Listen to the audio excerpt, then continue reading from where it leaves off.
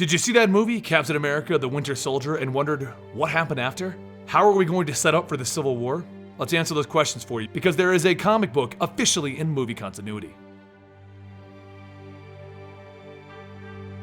Welcome to the Complete Story Series, where we take single issues and full trade paperback story arcs and condense them down into dramatic stories for you. All alterations are to prevent copyright problems and to make it work in a video format. Don't forget to support these industries by purchasing the comics yourself if you enjoy them.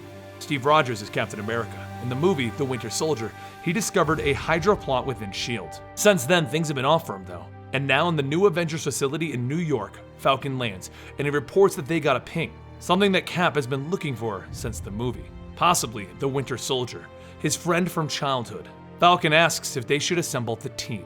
All the way back at the destruction of the helicarrier though, Bucky Barnes, the Winter Soldier, was thrown into the water down below.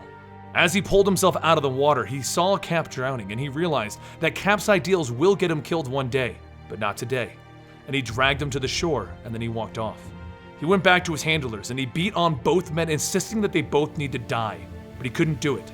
He didn't want any more bloodshed on his hands, so he walked off. He wandered around trying to figure out who he was, and he ended up at the Captain America exhibit, where he saw his own face as one of Cap's fallen friends. Then, he tried to rest. But the dreams of the terrible things he did as the Winter Soldier continued over and over in his dreams. Once again, at the final fight against Hydra and S.H.I.E.L.D., on the floors of Triskelon, Brock Rumlow was fighting against Falcon as Hydra's plan had been found out. That's when Falcon saw the helicarrier crashing into the building, and Brock was stuck there as the explosion pushed him aside, seemingly killing him. The paramedics found him badly burned and injured, and they wheeled him out of the area. He was so badly injured that they didn't believe that he would ever wake up. He did eventually wake up, and then he fled the hospital as he was an ex-member of Hydra. They had left him to die, and the government was intending to arrest him. He had to flee. He took it upon himself to kill everyone who had just left him to die, and that's when a fellow Hydra member showed up to join him. He told the guy to leave it at the door. Back with Captain America, as he and Falcon were arriving at the ping that they found though, at the very beginning of the Civil War movie, Falcon informs him that they got an update, and it's not Bucky that they're looking for.